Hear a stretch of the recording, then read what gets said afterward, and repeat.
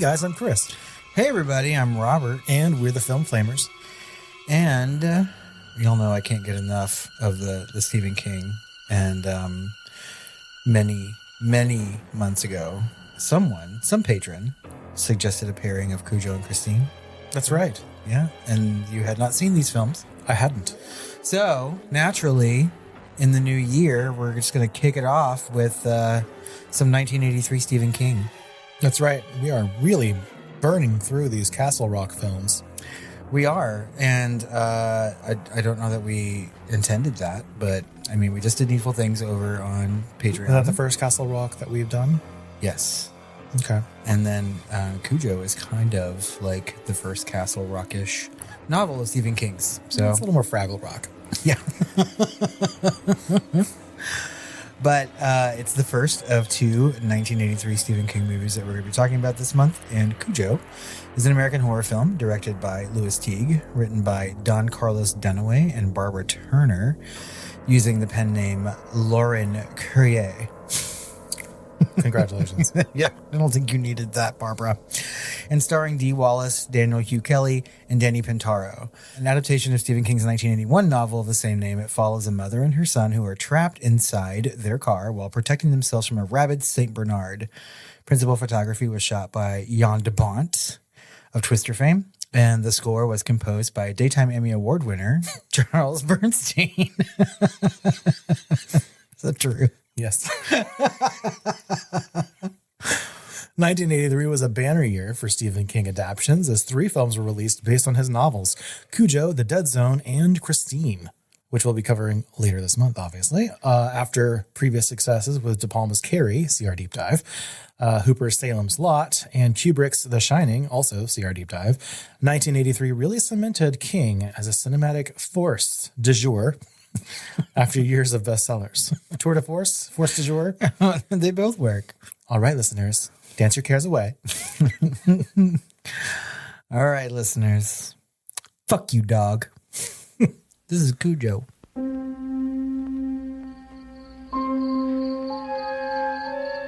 Nothing that lives in the imagination is more frightening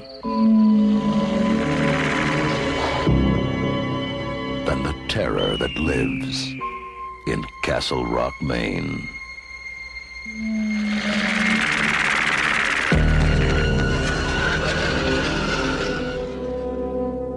Cujo?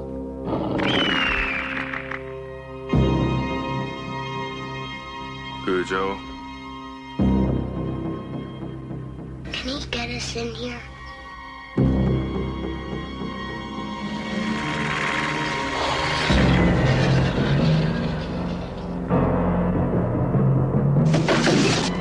Can he eat his way in here? Can he? Oh my God, I'm losing my baby.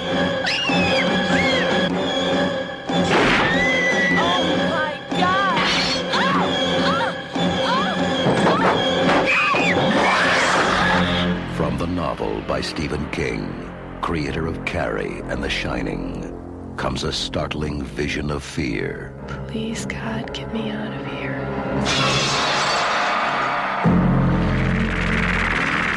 Now there's a new name for terror. Cujo.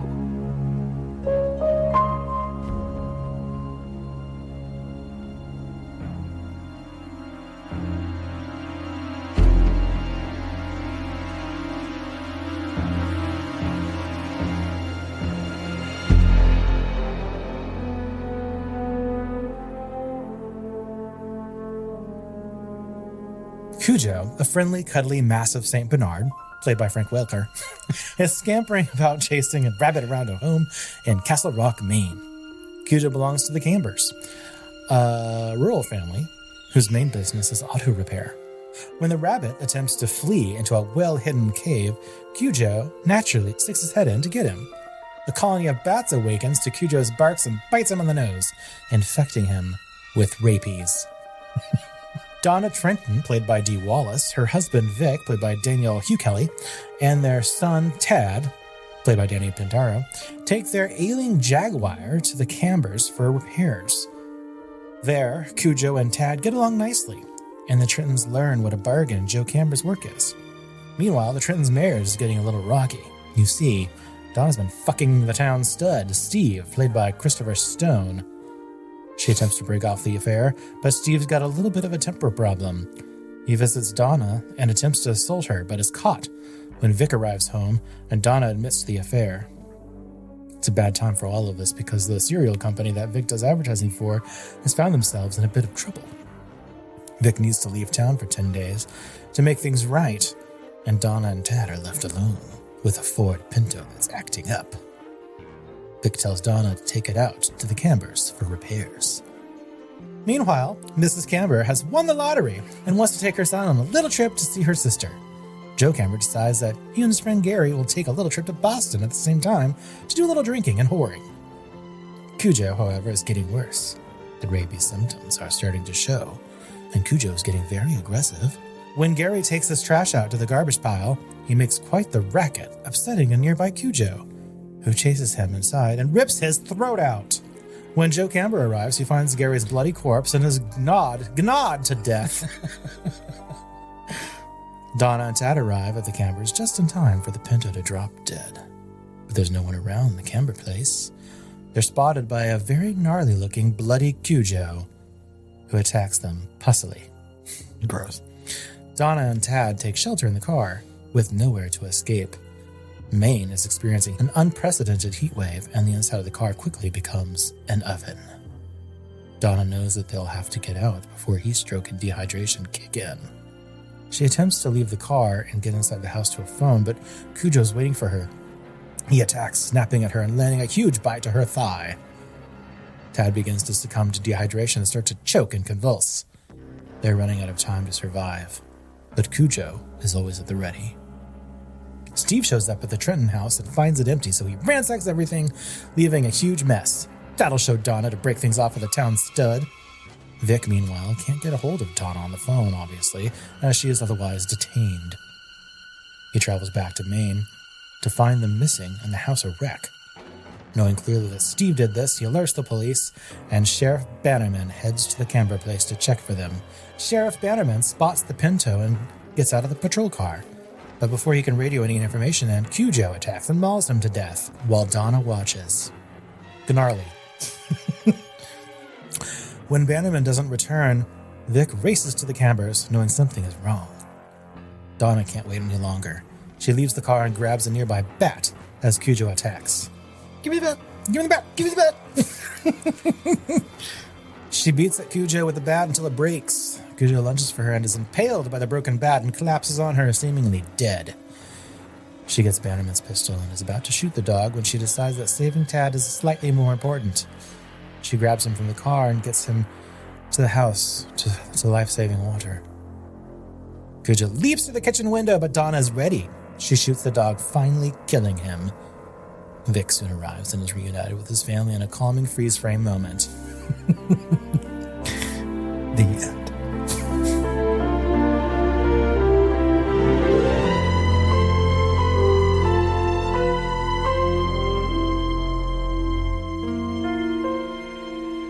Cujo was released on August 12, 1983, and brought in more than $6 million opening weekend, securing the number 2 spot at the box office behind National Lampoon's Vacation.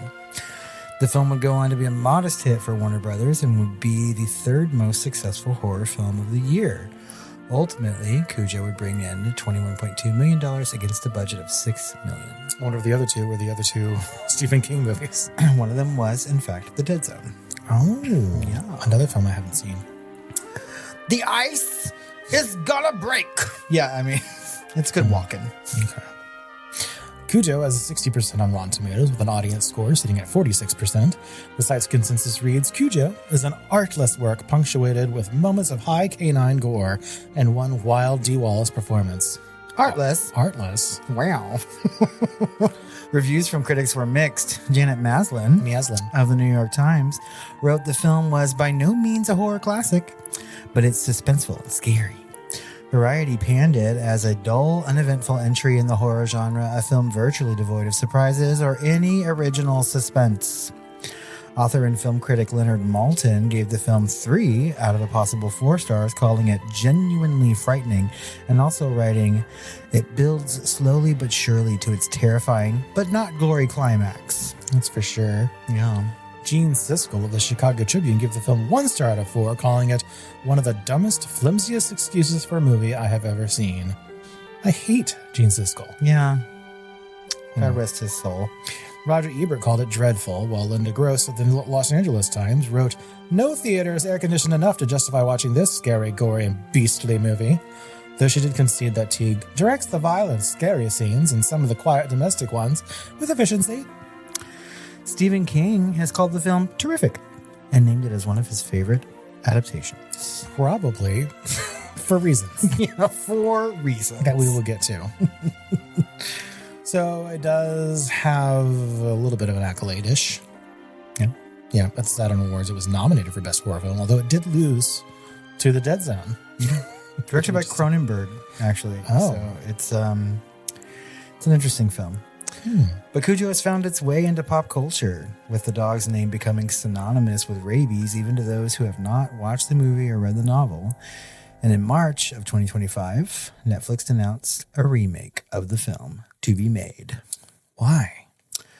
Because I don't know that they could do it any better than this one. yeah, I feel like there's nothing. Well, I mean, they could bring in more things from the novel, but I don't know that would be good movie watching. Sure. You know? It's good novel reading. Let's talk about how this film came to be. Okay. Obviously, this came to be because of Stephen King. Yes. You know, he was in, this is the height of, or the tipping point, or whatever you want to fucking call it, 6 minutes to midnight of Stephen King's career in Hollywood.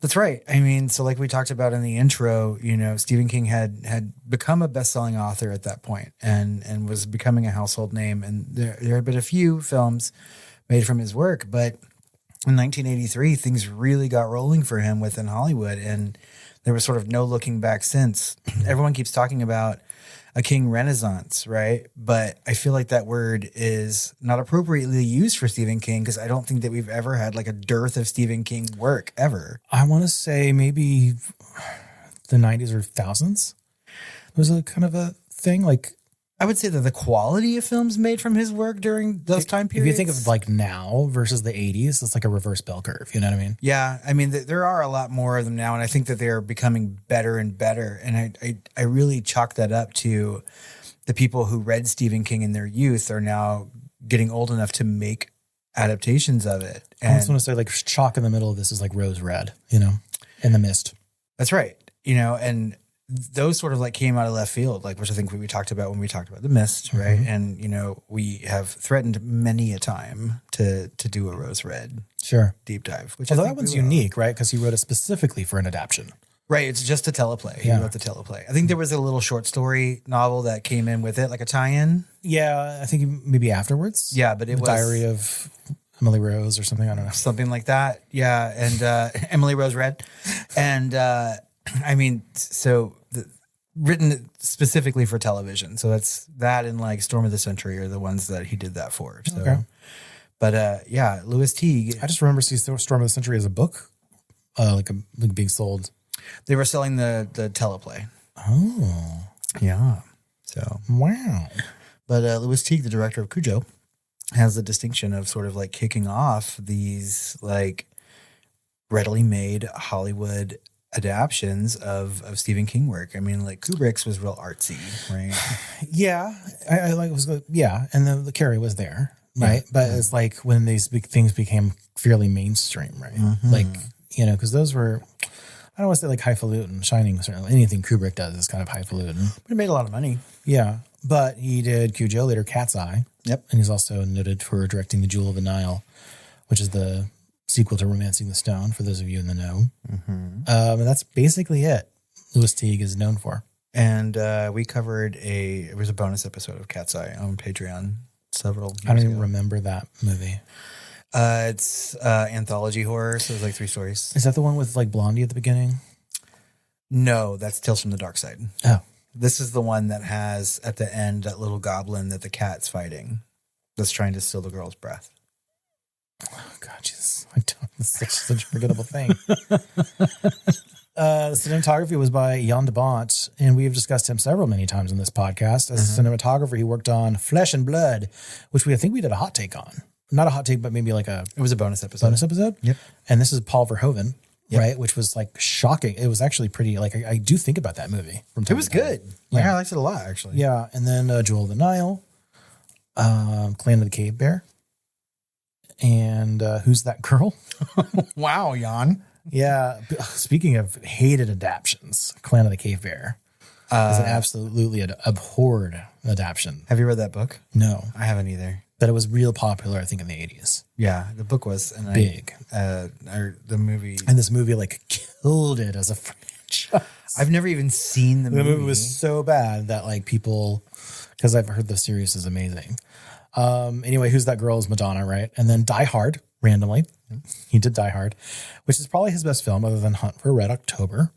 Oh, as far as cinematography, sorry. Flatliners, Basic Instinct, Lethal Weapon 3, and then he transitions to director for Speed, and then Twister, and then Speed 2, which he got Best Director nominated at Saturn Awards for Speed, and he got Worst Director nominated for Speed 2.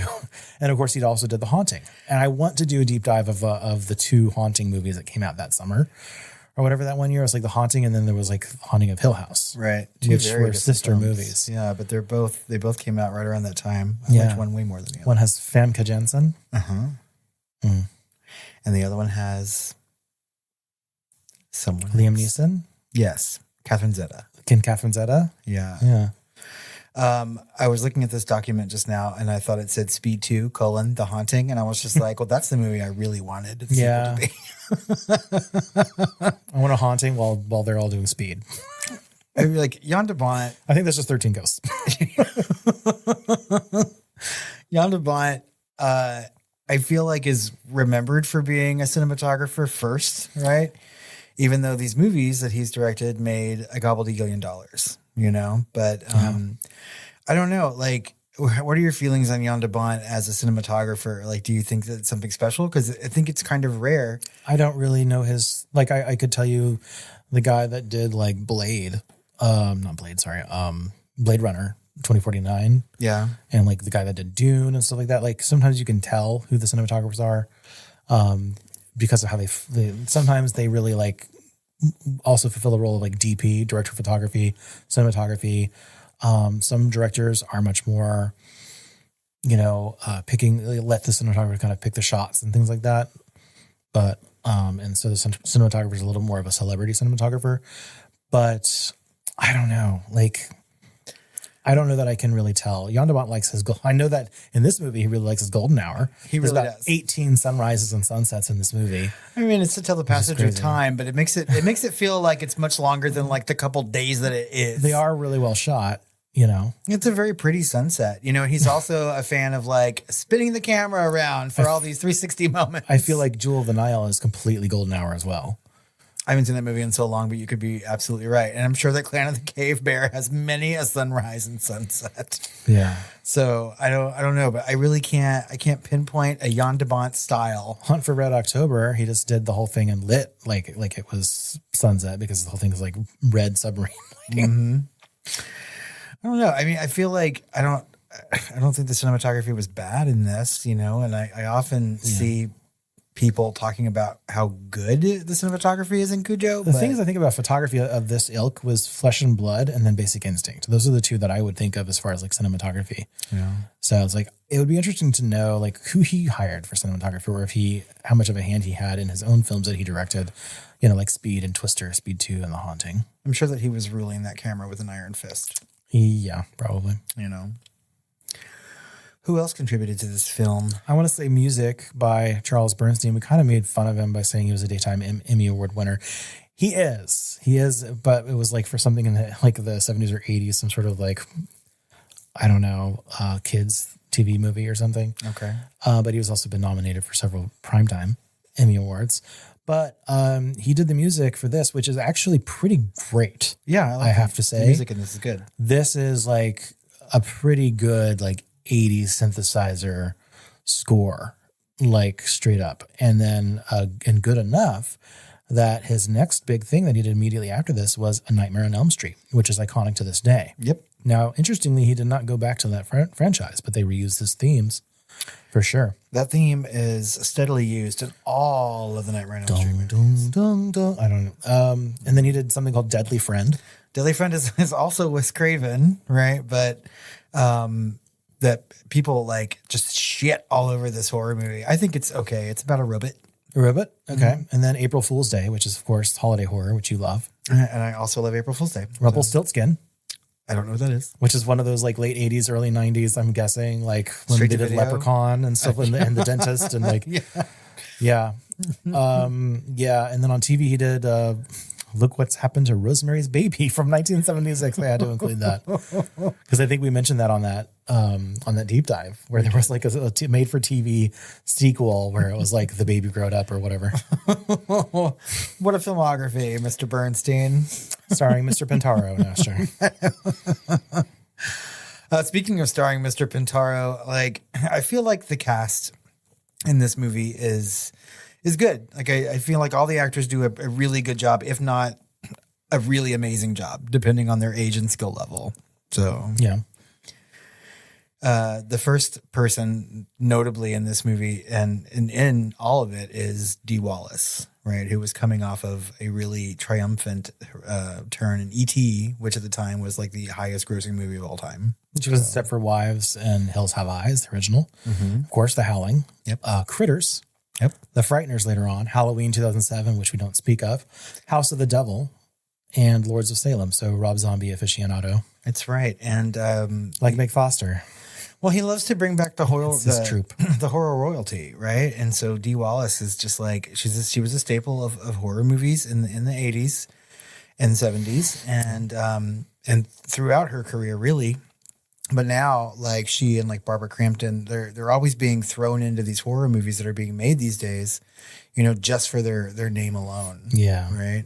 And Dee Wallace does a lot of heavy lifting in this movie. Like she has to have a pretty like emotional turn, and She gets to do a lot. It's a media role for sure. Mm-hmm. You know. and just different than the mom in E.T. She's playing a mom sort of like on the verge. You know? Yeah. And I do want to say it's very lifelike.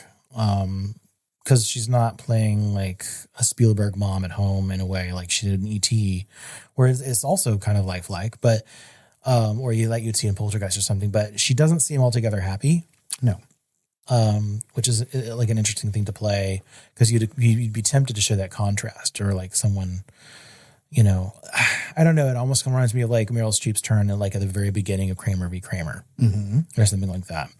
Not to say that she's like a Meryl Streeping about here, but like I think her best acting work is actually in that car when she actually eventually snaps at that kid. You know, it felt real. It really felt real. And there's moments with that kid played by Danny Pintauro, who's of course known for like Who's the Boss and his later meth addiction, probably caused by this, because like for real, like he in some of those scenes looked legit terrified. Mm-hmm.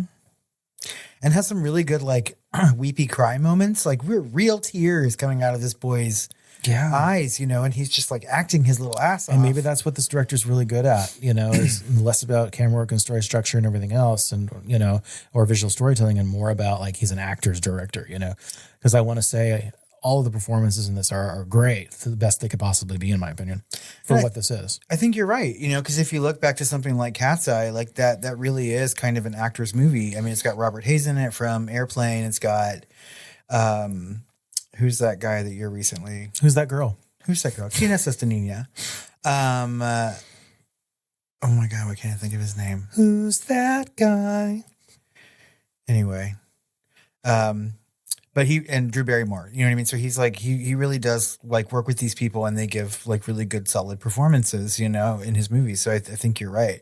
And I think we can also talk about the acting. Oh, right. She was at the very beginning, right? Drew Barrymore. She's in all of it, but she's like the main character in the last one with the little gremlin thing. Oh, yeah. I remember that now. Yeah. Okay. That movie sucked. Yeah. we did not rate it very highly, but I've seen it many times. It was fine. Yeah. I think we can also talk about the acting in like reference to Jan de Bont for this too, because a lot of the camera work is like reaction to what the characters are looking at or doing while they're in the car. Like you can almost pinpoint a plan being made in Dee Wallace's head because of the way her face looks in relation to what the camera pans to or points at, like right afterward. Like you have this little shot of a baseball bat sitting in the yard, and you know she looks at it, the camera looks at it, and you can immediately reverse shot. Yeah, it's, you know what's happening, right? And so I think it works. It is. It's a conversation between face and camera. Give me the bat. Give me the bat. Give me the bat. We also have got Daniel Hugh Kelly as Vic Trenton. We saw him in The Good Son, and that's it. He was in a bunch of like lesser known horror movies from like mid 2000s, and maybe some sci-fi too. Like he was like a Star Trek Insurrection or something, and then like a bunch of TV, like huge amount of TV, but never like a regular, just like constantly working in TV. And he gets to play a really brooding kind of husband in this, like obviously. Yeah, but good. Like he's a good father. Like at first I thought he was just a little stoic or something, but he's a good father. Really great with his son. You know, good to his wife, you know, although he is a little bit me, you know, he's very self, you know, I think if he's not jarred out of it, he can be very like career focused, career minded, want to talk about his issues and stuff like that, thinking that everything's fine at home, you know, and it kind of gives us that picture of like, maybe that's why she, you know, felt the need to get attention elsewhere, because he's very career minded and career focused. And when there is attention given, it does seem to be towards the son. That's true. I mean, he focuses on his son a lot. And I think like there's sort of a lot of unwritten and unspoken things going on in this marriage, at least through the acting, right? Because you see him being like such a good dad. And there are times that Dee Wallace outside of the car doesn't seem like such a good mom. No. You know, she seems dismissive of her son. Well, she's a whore. Yeah. Well, yeah, there's that. But I mean, she is cheating on her fake husband with her real husband. Oh, that's true. I forgot that Christopher Stone. Christopher Stone was her husband in real life, and then that's who she's cheating on. It's confusing to say it vocally, verbally. And that character is kind of different from the novel too. So I mean, the town stud. No offense. Who would take offense to that? Like, I wish someone would call me the town stud. I was like, what? Really? Of DFW? We're almost insulting of this D guy. That's right. Right. Well, everyone here is at a much higher. You're the stud of Campo Verde. Geriatric age. So I'd be like, yeah, of course, by default. God. There's also Frank Welker who did the voice or the vocal effects of Cujo, which I didn't realize. I wouldn't have ever realized that it wasn't like a real dog making a lot of those noises. I didn't know until recently. And I feel like there's also moments that were filmed of a man in a dog suit, right? Playing Cujo. I didn't notice that either. Yeah. But yes, that's true. Like there's really fun. We'll get into that later. Still photography. Yeah, it's really cool. I don't know. There's some moments where I was like, that's a fucking big ass dog. Mm-hmm. You know, I don't think of a St. Bernard as that big, I guess. Like, I think of him as big, you know, Beethoven Second or whatever the fuck that movie was called. Yeah. You know, but like when I think of a big dog, I think of like the Irish Wolfhound, or I think of like a Great Dane. And I think those are like tall dogs. Like this is a fat, stout dog. Right? Yeah, but he's also tall. He was standing on that fucking car. He was. Yeah. They're massive dogs. And that head, man, his jaws.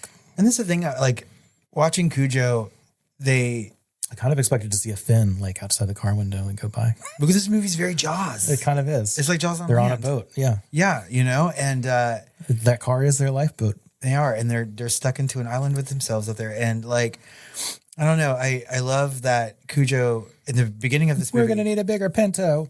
They have to make the dog look nice and cuddly. You know what I mean? And he does look especially fluffy in the beginning of this movie. But as things progress and he is more and more covered with blood and pus and just slobber and everything, like it's a completely different looking dog, and he looks menacing for other reasons. Otherwise, he looks muppety, you know, and cute, and I want to pet him. Yeah, but nuzzle you as you gnarl me.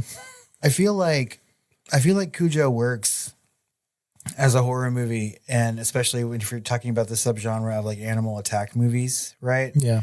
And you know, I was thinking about this before we watched it and during, like how many movies are made about animals attacking people, right? That there's even subgenres of animal attack movies, right? Mm-hmm. Because I was talking to a friend about this, and they were like, well, what about Deep Blue Sea? And I was like, I wouldn't call that an animal attack movie. I'd call that a shark movie, you know? Or someone will say like Eight-Legged Freaks. I'm like, no, it's a spider movie. It's not an animal attack movie, you know, but they all fall under the same umbrella. Well, there's animal attack movies where they're a little bit less science fiction. Yeah. You know, I want to say like Primate might be one of those. Mm-hmm. You know, we have a moment in Nope that's also with a chimp, right? Yep, that's right. Although that is not animal where you could actually argue that it is, because the thing that they're going up against isn't like a ship full of aliens, but an animal in and of itself. That's right. So Like a space cow. it's an animal attack movie. Space jellyfish. And then, yeah, and there's like the killer bear and lion movies and stuff. So it's like, they're in all of these movies. You could call them slasher. You could call Ghost in the Darkness slasher movies if you wanted to. Or you could call Ghost in the Darkness an animal horror film. You know, there's multiple genres for all these things. We don't have to pick one category. No, they all fit in very nicely, you know, but like I do love a good animal attack Umbrella movie. of horror has enough room for everyone. I know it's large and all encompassing. From the reign of no genre. But they can be scary, you know, and I forget sometimes, because I think we take for granted like dogs around us and how incredibly dangerous they could possibly be. You know? Don't. You don't. But like I've never been mauled. So Dogs don't really like maul you. They bite your face off. you don't think that's mauling?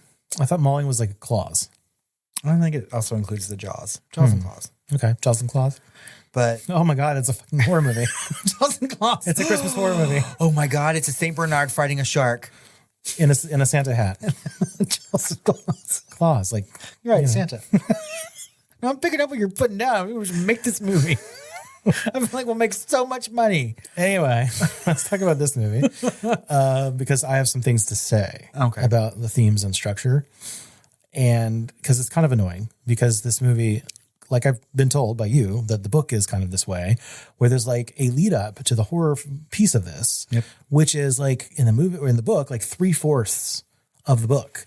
And this is a good at almost 3/4 of the movie. I want to say 60% of the movie is lead up and character depth and some other drama. Like I keep trying to make sense of the story structure, but coming up empty. Like I thought about Cujo going rabid and being a metaphor for marriage or infidelity, and it doesn't really line up or work here.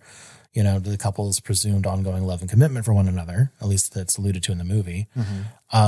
The actual theme, as I'm told from the novel, seems to be all but lost in translation in the film. It's there, kind of, but only if you've read the book. And it was like, so what though? Like we're given a huge amount of exposition that gives us, you know, almost believable characters, kind of in the tradition of Psycho, actually, right? Which has an ample lead in with its own drama, like the theft of the money, fleeing town.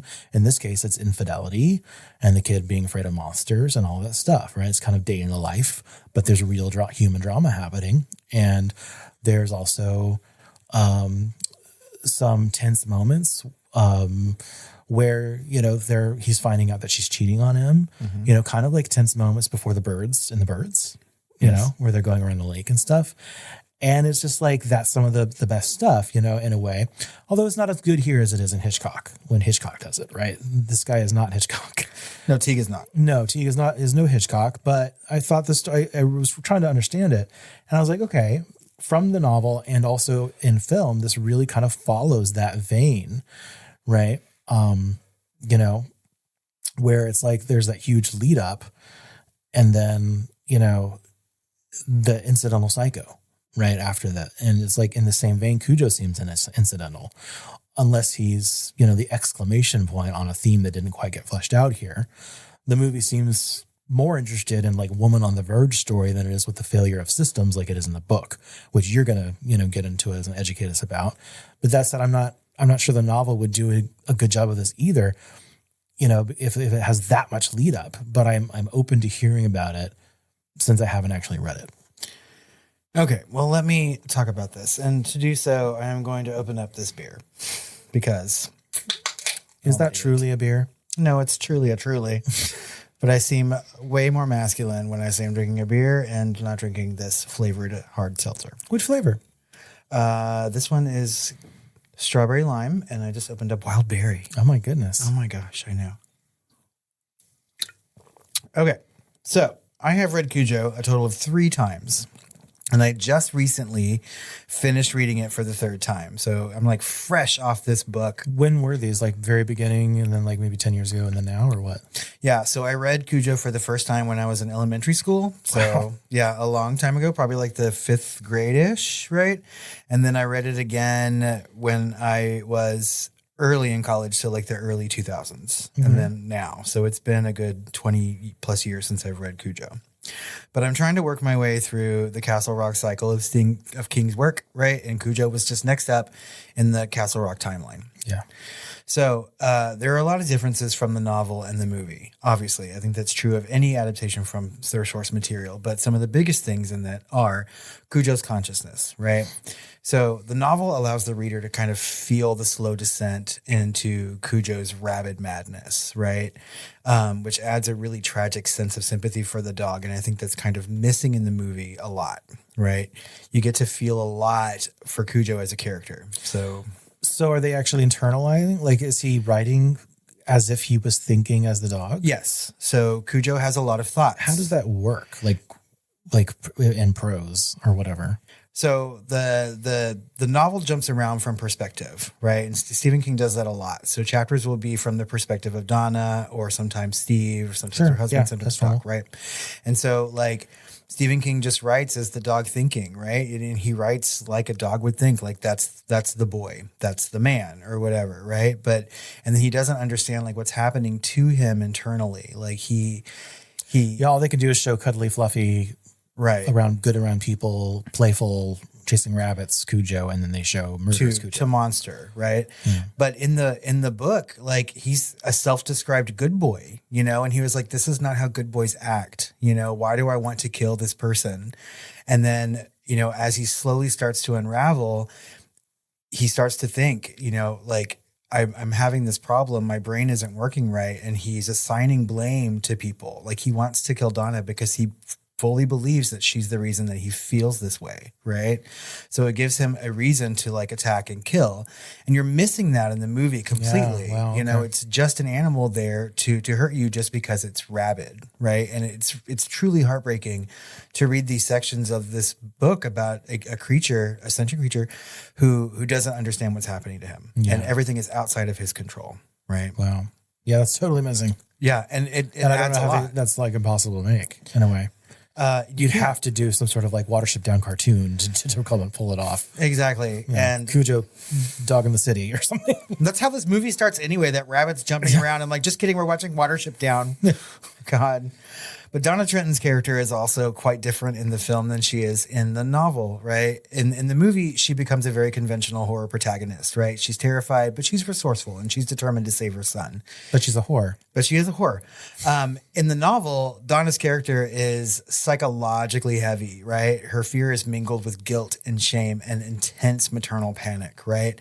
Like she realizes that she's done something wrong to her family and she is immediately apologetic and repentative. Okay. And she wants to save her marriage at all costs. And she wants to be a good mom. And she realizes that she's not quite a good mom. And so when she's given this moment in their car to really protect her son, like, I think she kind of sees it as a way to sort of make up for her past transgressions and things like that. And we're missing this in the movie completely. We can see their devotion to each other and how they don't want to like end their marriage, but there's long conversations about why she had an affair in this. And all of it has to do with, for some of the reasons that you pointed out, right? That she may feel dismissed because her husband is kind of a workaholic. Mm-hmm. She also talks about aging, right? And what it feels like to not be young anymore and to have like a finite sense of life. I mean, none of which can really be a good reason to have an affair, but things happen, and she wants to make things right and move on. The themes, since you were talking about that before, like the novel deals with really complex themes of like capitalism, right? There's, it's a lot of the book has to do with like advertising and the way capitalism is working and the downfall of Castle Rock, right? And Vic is an advertising executive, so he's all tied into this, right? There's lots of themes about neglect, either from a like spousal neglect, parental neglect, or neglect from like a community, right? And it has to deal with collapse. A lot of it, like I was telling you the other day, this movie is all about like systems going on and failing people either within your marriage, in your family, or in your community, right? The rabid dog almost seems secondary to the goings on leading up to the major attacks. Of course. You know? But Cujo's rabid transformation kind of mirrors the human failures that are happening all around him and the other characters. Like as he starts to sort of like go into madness, so does the marriage. In the film, it's like just a confluence of events. Everyone's going out of town, you know, and just like thing after thing, domino after domino falls into place to where this is an unmanaged rabid animal that normally you'd catch and be put down, you know, or any number of people would have seen, but everyone's really isolated out there. It's like a very specific situation. And so it all kind of seems incidental, but in the novel, it's more of a metaphor, and you actually see the systems fail. Like they do show like the mailman not coming and stuff like that, but that's actually working because he knows that they're out of town. Exactly. You know, so the movie just does not do a good job with the themes from the novel. And the thing is that there's so many points in the novel where what happened to Donna and Tad could have been avoided. So many people see this dog and know that it's rabid or kind of have an inkling about it, but they don't say anything, you know, and they sort of like let it fail. They survive, but they don't tell anyone about it. You know, the only thing in the movie where that kind of happens is the boy, like Cujo's owner, is telling his mom, like, the dog's sick. And she's like, don't you dare say anything to your dad because he won't let us go out of town. You know, and so like that's the only moment that happens in the movie, but it happens over and over again in the novel, you know, as this lead up, right? Other differences from this is Castle Rock itself, right? So the town of Castle Rock in the film is just a backdrop, really. It's just a setting. But the novel builds into King's growing mythology of the town as sort of a microcosm of America, right? And we talked about that a lot in Needful Things. Where's this movie, or sorry, where's the novel of Cujo in the timeline of Castle Rock compared to Needful Things? Is Needful Things kind of the crescendo at the end? It is. So Needful Things is supposed to be like the last Castle Rock story, right? So if you're looking at the timeline of things that Stephen King wrote, The Body technically is like the first in historical events as far as like novels or novellas go. And then it goes into the Dead Zone. Does that Stand By Me? Yeah. Okay. And then it goes into the Dead Zone, and part of it takes place in Castle Rock. And a lot of the events that happen in the Dead Zone revolve around a serial killer in Castle Rock, and they talk about that a lot in Cujo. Okay. It's alluded that maybe even Cujo is sort of like possessed by the spirit of that serial killer. Like, but really it's just a town that can't let go of the bad things that happen there. Like Castle Rock, especially after Cujo, kind of just becomes this nexus of really bad things, a hellmouth, kind of, if you will, you know? But so this is a town slowly recovering for those in competition with Derry. Yeah, he has those two competing towns real close to each other. It's recovering from everything that we've seen in the Dead Zone, and it's losing its own economic battle. Right, this town is slowly just like falling apart, and Cujo as a novel is starting to show that town unravel. Right, and I just find the whole Castle Rock cycle of his work just really fascinating. But the ending of this novel is the biggest difference between it and the movie. In the novel, Tad dies from exhaustion and dehydration. The child, yeah. Yeah. And his death is quiet, it's purposeless, and it's devastating, right? And it really underscores this reoccurring theme that King likes to put into his novels, that, you know, horror doesn't always have to have narrative justice or purpose. Sometimes bad things just happen. And I think what he does best with that is showing how people pick up the pieces, right? And so we get a little bit more closure with the Trentons in the novel, sort of dealing with the after effects of the attack and not being with Tad. And recently, King wrote a sequel to this in short story form, focusing on Vic Trenton. So, and it's nothing like Cujo, but it's still a good short story. But with all that being said, Cujo as a novel is more about domestic horror than animal attacks, right? It's horror that locates fear in the places where we're supposed to feel the safest, but all of that breaks down like spectacularly. It's a novel about the breakdown of family, community, and systems above a novel about a murderous rabid dog. Like both the novel and the film, to an extent, are about the failure of domestic systems. The family car becomes a death trap. The trusted family pet becomes a dangerous threat. Parental care becomes insufficient. Home is completely unreachable, and every community system that you thought would keep you safe, like the police or the mail, fails spectacularly. Although they could have just, you know, made it to the phone. Yeah. Well, the phone system was still working. but every time the phone went off, it set the dog off, you know? That's true. Yeah. So this is a novel where everyone questions their actions, right? Like, I could have prevented this, right? But they learn nothing in the process to prevent anything, right? I think that Cujo is one of King's most tragic novels. I think it's discounted unfairly. And I think it's just one of the prime examples where Stephen King creates a really good world and really good characters, and all the really scary things are just incidental. So it's so surprising to me after hearing about all these themes and deeper meaning, which it seems really heavy and obvious and specific, that this film is one of his favorite adaptations because it has none of that, virtually none of it. Stephen King has, famously said that he likes this movie because he regrets killing off Tad. Yeah.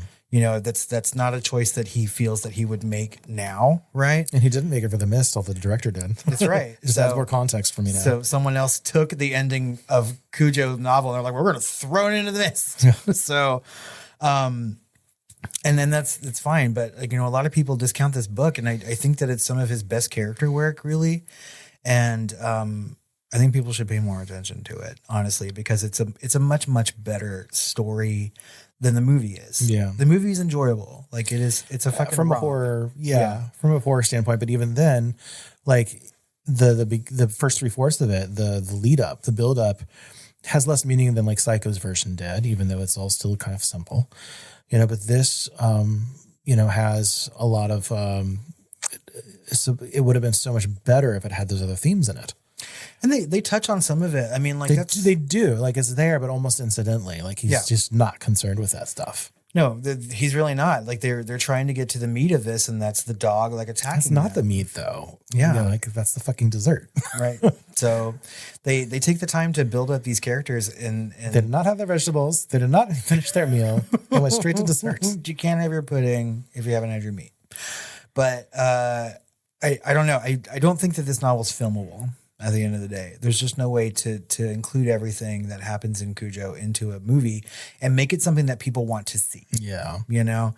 And like, honestly, that's not to say that the book isn't scary. A lot of the first 3/4 of it is like Tad being afraid of what's in the closet, and it starts to seem like that there's something in there, but all of it is just like metaphor for family. Yeah. So I don't know. Really good book. Y'all go read it. Yeah.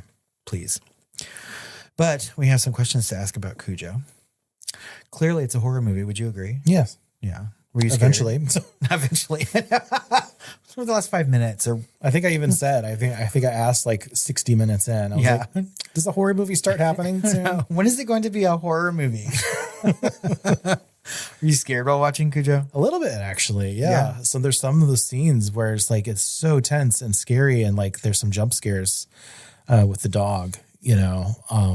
And some of it's like filmed in such a way that you do feel it kind of viscerally, like you were there. I would agree with that. I mean, like there are parts where you feel like you're trapped in that Pinto right along with the both of them. Well, the thing that makes that work is that there's a lot of different horrors happening at the same time in parallel. That's the heavy lifting that this film does, visually and story-wise, I think, which is they are trapped, like it's a boat in the middle of the ocean with no power, no sails, nothing, right? They know exactly where they are, but they can't do anything about it. They can't go anywhere. They're trapped in a wide open space, which is a fear in and of itself. It's like the opposite of claustrophobia. Some people really have that, but also claustrophobia inside that car. Yep. And also the feeling of helplessness. And there's the monster effect, right? There's the terror aspect. That's all horror. This is the terror aspect of the car, of the thing actually being a slasher and waiting for them and ever present. Mm-hmm. And then beyond that, there's also the ick factor, which is there's like pus and blood and nastiness all over this dog, and he's getting it all over the car every time he jumps on it. And the dog is super nasty looking by the end, which is super intentional. And they had him with like egg and sugar mixture or whatever they kept looking up, but super frothy and pussy and everything else. They went over, the dog in the movie probably looks way worse than an actual dog with rabies. Yeah, I think that they don't look like that, but also I don't think that rabid dogs run around just killing people at random. I mean, people are afraid of rabid dogs because of rabies. That's another thing. Like I wasn't going to go into it, but like I feel like as rabies goes on, by the time you're like mindlessly biting at people or something, or like as an animal, you'd be very, very weak. You're very sick. Like rabies is one of the worst things you could possibly, like one of the most deadliest, if not deadliest virus that we know of, right? Yeah. Like it kills you within like days. If you don't get treated, you're dead. It's a 100% mortality rate. Yeah, 100%. And no one talks about that. It's because we've taken for granted our vaccines and treatment of it that we've had since the late 1800s, which we got out of like a fucking rabbit's spine or something, Rabies is one of the only viruses that can pass the blood-brain barrier, right? So it will kill you. Like there's just no way around it if it's completely untreated. And you have to get treated within a certain window of time. And there's a moment when the dog bites her on the thigh in this movie. And that's also a very scary moment because you know that she's infected with rabies at that point. Yes. And she could be treated within a certain number of days, I think, right? Beyond that, she's fucked. Yep. Absolutely fucked. You make her comfortable, make her pass out, kill her, whatever. Let her die. There's nothing science can do for you. But if you go to one of those places, like we saw Primate, right? And that happens in Hawaii.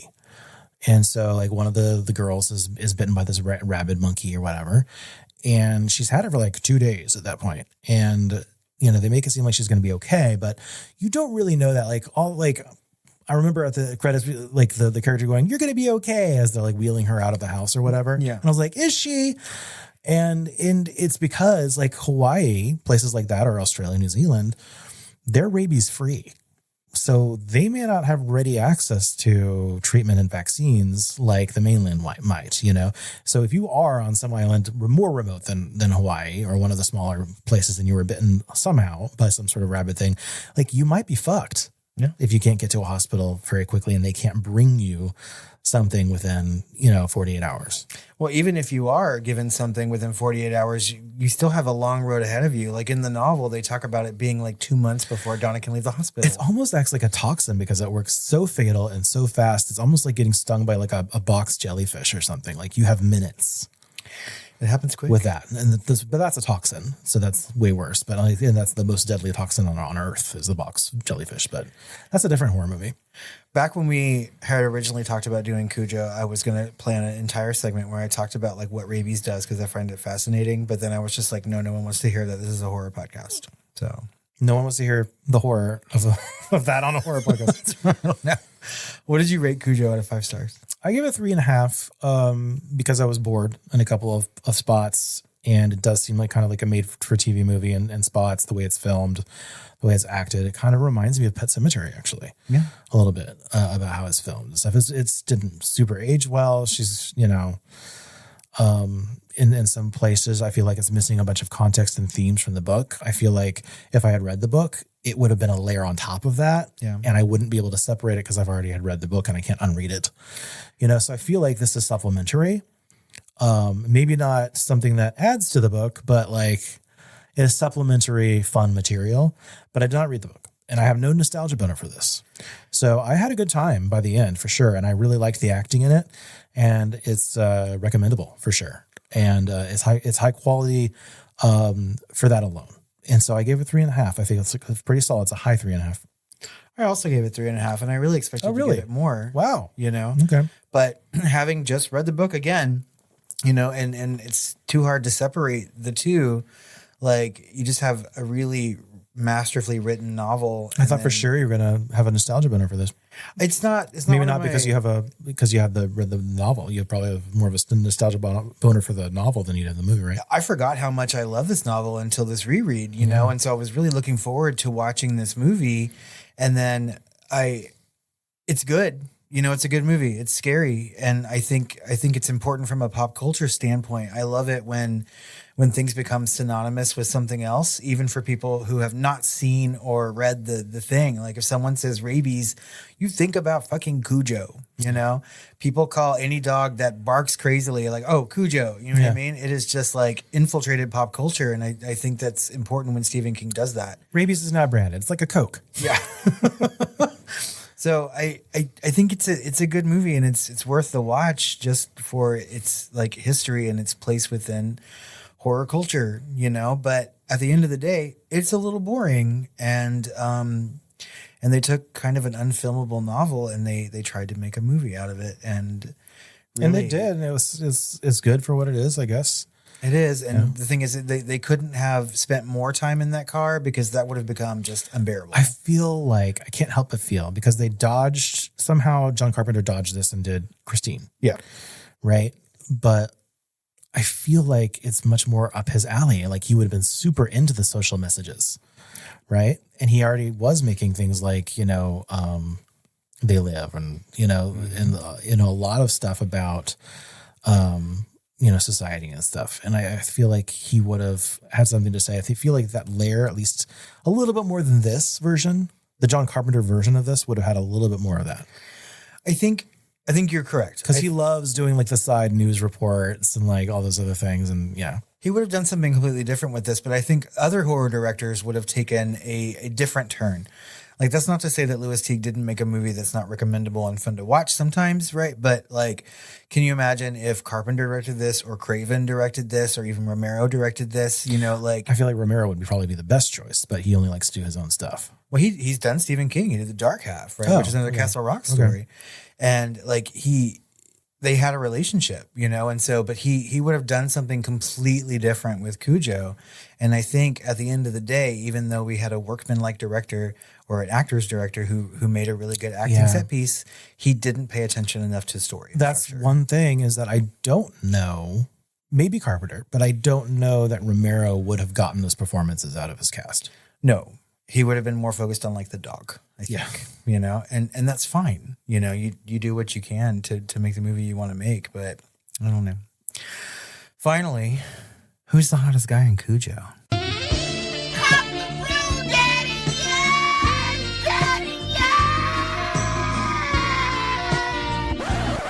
Why, it's Daniel Hughley.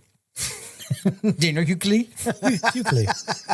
I've never seen a guy with like a hyphenated name. That's usually a woman's thing. I don't know. Yeah, I mean, where those come from. I guess he has some sort of weird. Maybe there was like he's a child of divorce and he decided to keep both. I don't know. Yeah, maybe it's Hughley. His pseudonym.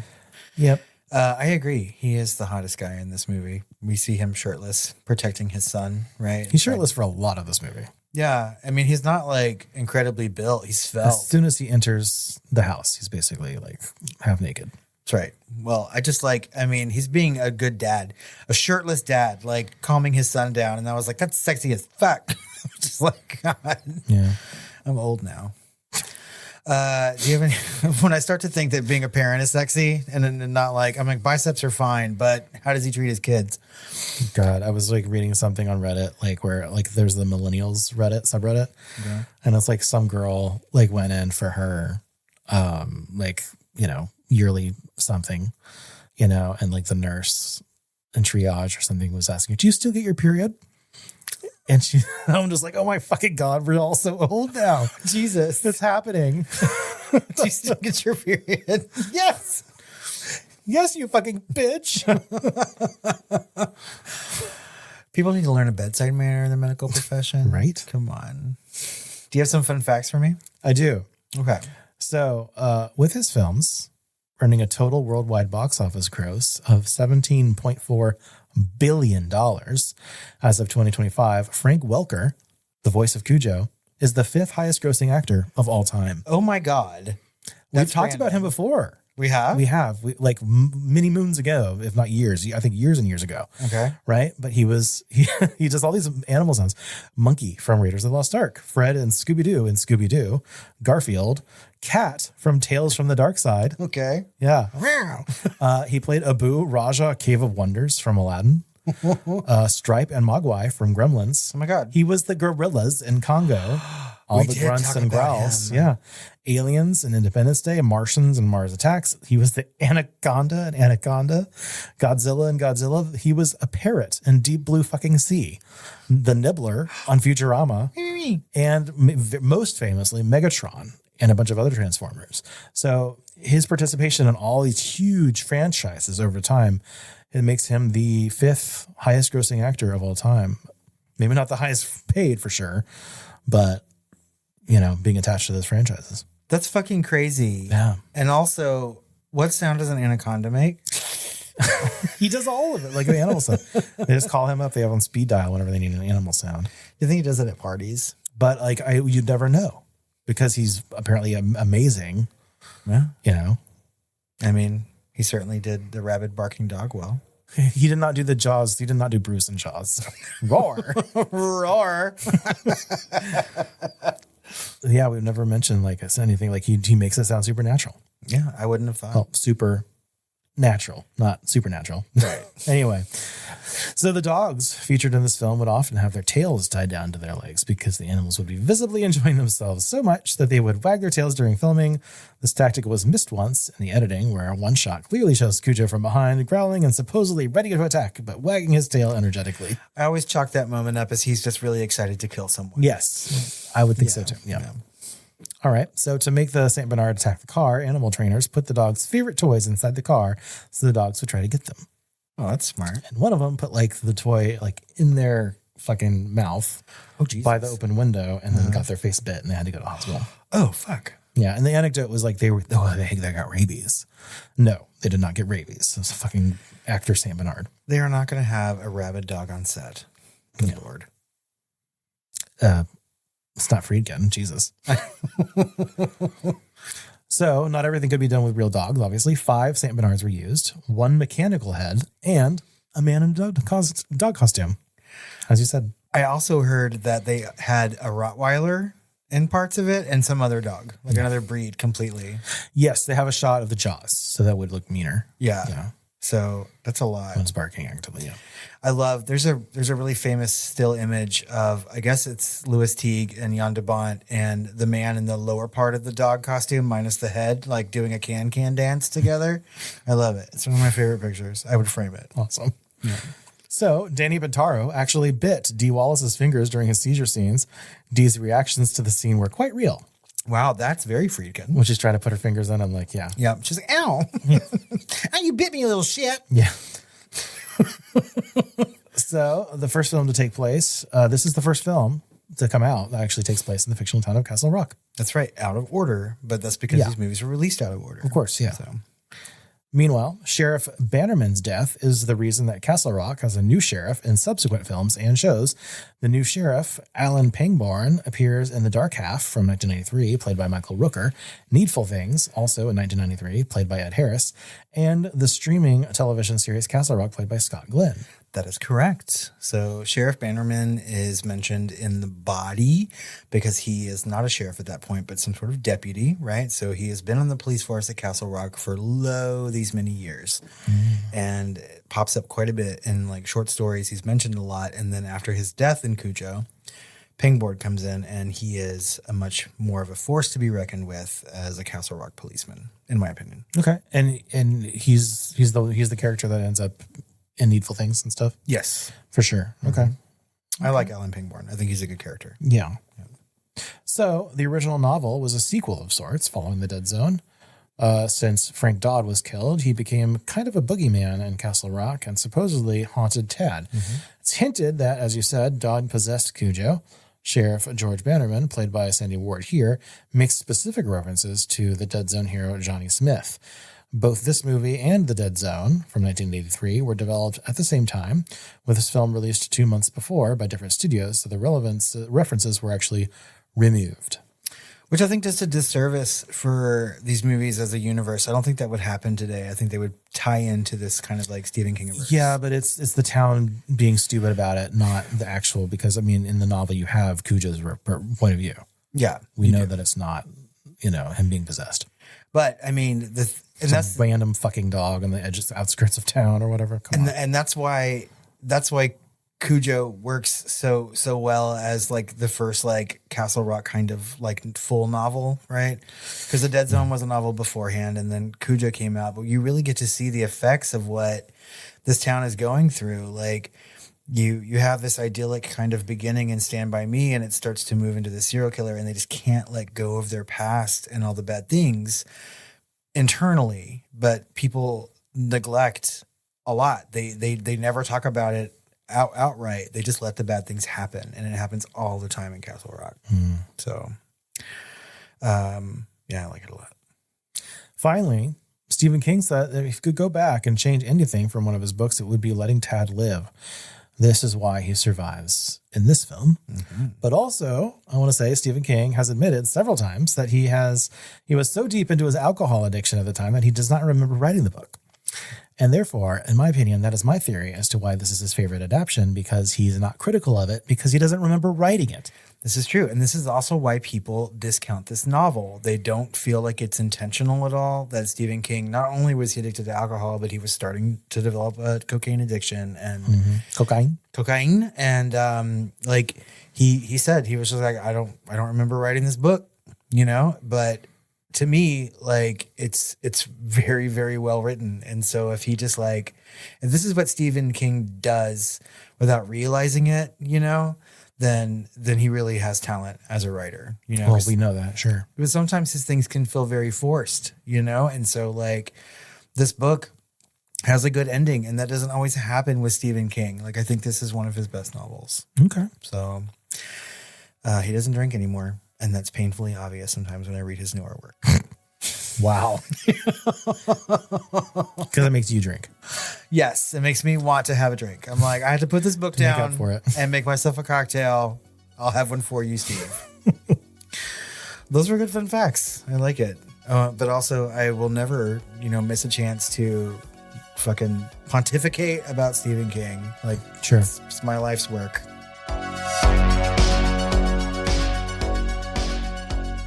But I think that just about wraps up our episode on Cujo. As always, we want to know what you think about this movie or the book or a conversation about them. So please find us on social media at The Film Flamers, on Facebook, on Instagram, on Threads, on Blue Sky, all the places. You can email us at tiredqueens@filmflamers.com, or you can call our hotline at 972-666-7733. That's right. Even if you're out and about or at the local Hojo, call us about Cujo. If you find yourself trapped in your car, just take a moment to send us a voicemail to pass the time. Yes. Like we've been saying all through this episode, we have another deep dive coming out next week on Christine. Another first watch from Chris. Another Pinto? A far more classic, much prettier car. Oh, good. And then we will be having a hot take over on Patreon. Yes, for maybe, hopefully, if all things go well, 28-year later, Bone Temple, Nia DaCosta, Ray Fiennes. Why do I keep calling it the Boneyard? Teletubbies. Teletubbies. We don't know how that fits together, but we're about to find out. And I'm very curious. Well, Chris, No. I feel like I've been trapped in a car all day, and I'm feeling dehydrated and exhausted. Well, then you should take a nap. And have some. Don't bite my fingers. Sweet dreams. Ow. I don't know that you would stop and say that when you're trying to save your child. Like, or maybe you would. I'd be like, no. Fend for yourself. Well, she's gotten a lot of compliments for her acting in that, because there's one moment where he's like, start the car. And she's like, I will. She snaps at him many times. Yeah, which I love, because it's much more realistic. Yeah. Screw kids.